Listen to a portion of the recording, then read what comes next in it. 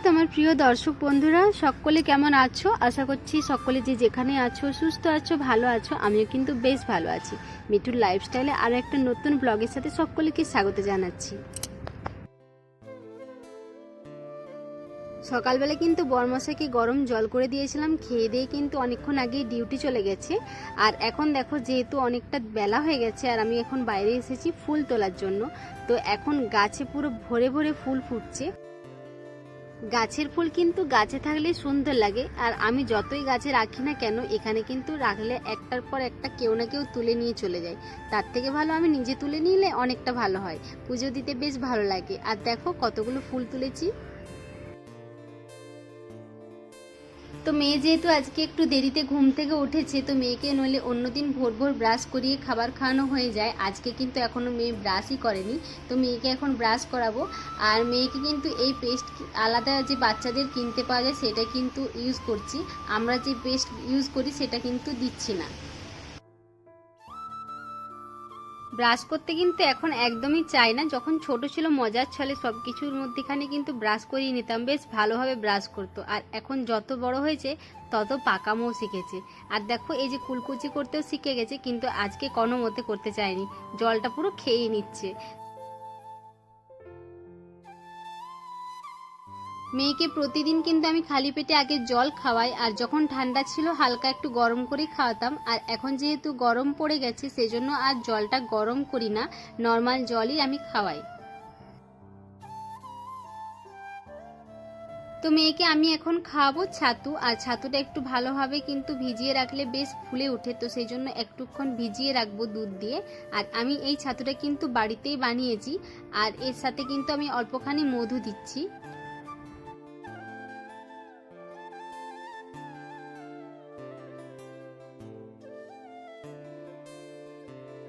মেয়েকে খাওয়াতে খাওয়াতে আমি কিন্তু এক সাইডে গ্যাসে কিন্তু আমি বসিয়ে রেখেছিলাম চাটা, আর আমার চাটা হয়ে গেছে। এখন আমি চা বিস্কুট আর চানাচুর খাবো। রাত্রিবেলায় যেহেতু রুটি করিনি, ভাত খাচ্ছি, তো সেই জন্য সকালের জন্য রুটি থাকেনি, তো এখন চানাচুর বিস্কুটই খাবো। তো বিছানা চাদরটা কিন্তু আজকে আমি পাল্টিয়ে দিয়েছি, যেহেতু অনেক দিন হলো, 2-3 দিন হলো মেলা আছে, তো সেই জন্য ওই চাদরটা চেঞ্জ করে একটা অন্য চাদর মিলেছি। আর রুমের মধ্যে সব থেকে সৌন্দর্য রাখে বিছানাকে, আর বিছানাটা যদি সুন্দর না থাকে না, রুমটা একদম অসুন্দর দেখায়। তো সেই জন্য কিন্তু বিছানাটা সবসময় পরিপাটি করে রাখার চেষ্টা করি। যেহেতু ছোট বাচ্চা থাকে, যতই চেষ্টা করি কিন্তু হয় না। মেয়েকে একবার বিছানায় তুলে দিলে কিন্তু পুরো চাদরটা গুটিয়ে যায়।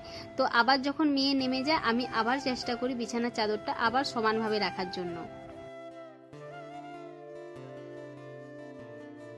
বাড়ির বউদের কিন্তু একটু অলসতামি করলেই কিন্তু বা ঘরদোয়ারের অবস্থা খুব খারাপ হয়ে যায়। আর যখন কোনো কারণে ঘরদোয়ার অবস্থা কিন্তু খারাপ থাকে, কেউ বাড়িতে এলে খুব আফসোস লাগে যে আমি যখন ঘরদোয়ার গুছিয়ে রাখি তখন কেউ আসবে না, কিন্তু একটু অগোছলো থাকলেই কিন্তু তখনই কেউ না কেউ আসে।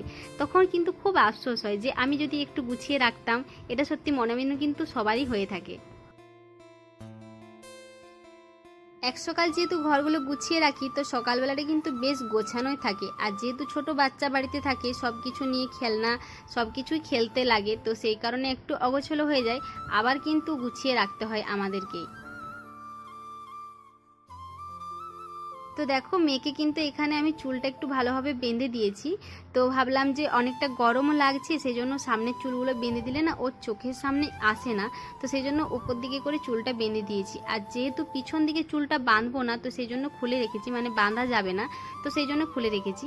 আর একটু ক্রিম লাগিয়ে দিচ্ছি, এটা আমি কিন্তু হিমালয়াটাই সব দিনই ইউজ করে থাকি, মেয়েকে এখনও পর্যন্ত হিমালয়াটাই মাখাই। আর একটু টোপা দিয়ে দিচ্ছি কাজলের, যেহেতু সকালবেলায় যখন বেরোই তো সবাই বলে একটু কাজলের টিপ দিয়ে দিলে ভালো বাচ্চাদের। আমি কিন্তু ছোট ছোট টিপ পরাই, তো সবাই বলে একটু বড় টিপ পরাবে, যাতে মেয়েকে কিন্তু দেখার আগে টিপের দিকে নজর হয়, তো সেই জন্য সবাই বলে বড় বড় টিপ পরাতে। এখানে অনেকেই কিন্তু বড় বড় টিপ পরায়, তো আমি কিন্তু ছোট টিপই পরাই, দেখতে একটু বেশ কিউট লাগে। আমি এরপর ঘরে ঝাড় দেবো, তো ভাবলাম যে জামা কাপড়গুলো নিচে নামানো আছে, তো সেই জন্য ওয়াশিং মেশিনের ভেতরে সব জামা কাপড় যেগুলো কাচবো সেইগুলো কিন্তু ভরে দিলাম, তাহলে নিচটা পরিষ্কার থাকে, তো ঝাড়ু দিতে সুবিধা হয়। তো সেই জন্য বালতি যতগুলো জামা কাপড় আমি কালকে রেখেছিলাম আজকে সব কিছু ওয়াশিং মেশিনের মধ্যে দিয়ে দেবো, আর একটু পরে কিন্তু ওয়াশিং মেশিনটা চালাবো। খুব সকাল সকাল জামা কাপড় কাচলে কি হয় বলো তো, সকালের যে জামা কাপড় 10টা 11টা অবধি যে জামা কাপড় মেয়ের বলো, বর্মশাইয়ের ডিউটির ইউনিফর্ম বলো, সব কিছু কিন্তু কালকের জন্য রয়ে যায়। তো সেই জন্য ভাবলাম যে একটু যদি দেরিতে জামা কাপড়গুলো কাচতে দিই তাহলে সব জামা কাপড় কিন্তু আজকে কাচা হয়ে যাবে। তো সেই জন্য একটু পরেই ওয়াশিং মেশিনটা আমি কিন্তু চালাবো।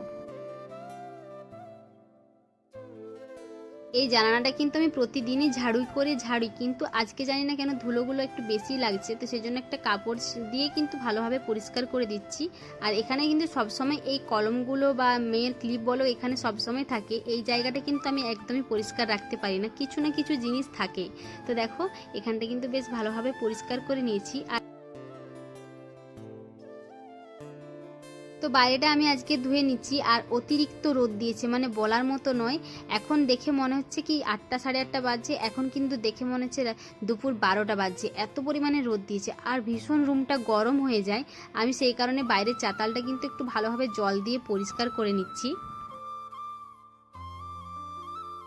আর প্রতিদিনই কিন্তু আমি সকালে এই লঙ্কা গাছে জল দিই, কিন্তু এত রোদ দেয় না, সেই জন্য মাটিটা তাড়াতাড়ি টেনে নেয়। তো সেই জন্য ভাবলাম আজকেও সকালবেলা একটু জল দিয়ে দিই, তো লঙ্কা গাছগুলো বেশ ভালোভাবে লঙ্কাও ধরবে।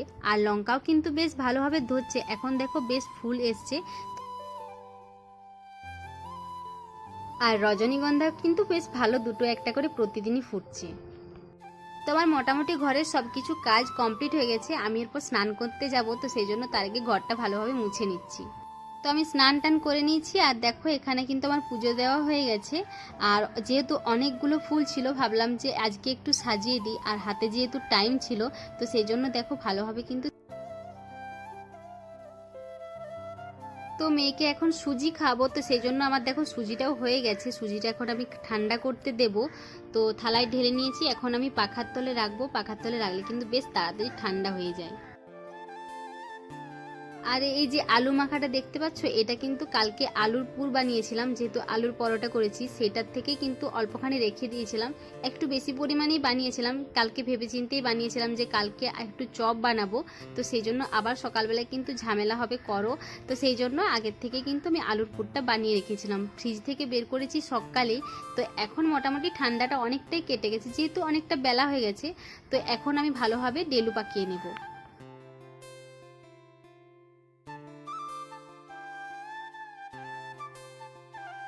তো চপ ছাকার জন্য এখানে আমি বেসন গুলে নিচ্ছি। আর বেসনটা কিন্তু এখানে বেশ ভালোভাবে ফেটানোর জন্য একটা আমি বড় জামবাটি নিয়েছি।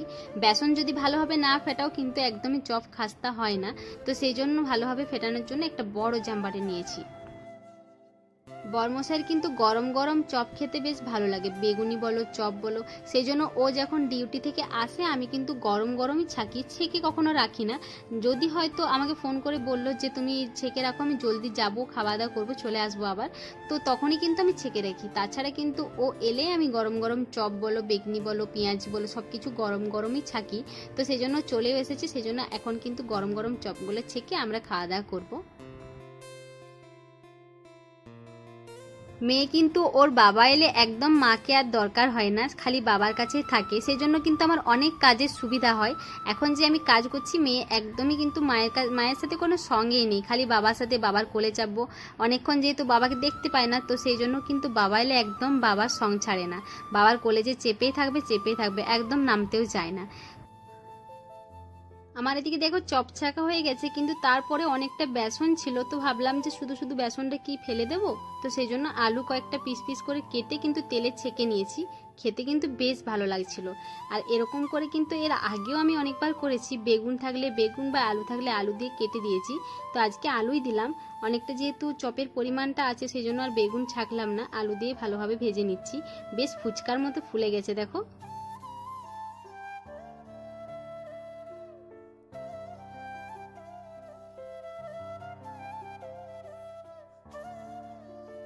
মেয়ে যেহেতু বড় হচ্ছে, নিজের হাতে খাওয়ার অভ্যাসটাও কিন্তু করতে হবে, তো সেই জন্য কোনো খাবার কিন্তু দিলে আমি ওকে ছেড়ে দিই যে যতটা পারবে নিজে হাতে খাক, তারপর আমি বাকিটা খাইয়ে দেবো। তো এখন আমি ডিম খেতে দিয়েছি, তো ডিমটা দেখো বেশ সুন্দর, প্রায় অর্ধেকটা খেয়ে নিয়েছে নিজের হাতে, বাদ বাকি যতটা না খেতে পারবে আমি কিন্তু নিজের হাতে ওকে খাইয়ে দেবো।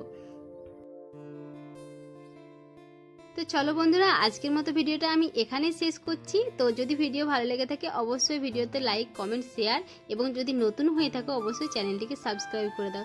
টাটা, দেখা হচ্ছে একটা নেক্সট ব্লগের সাথে।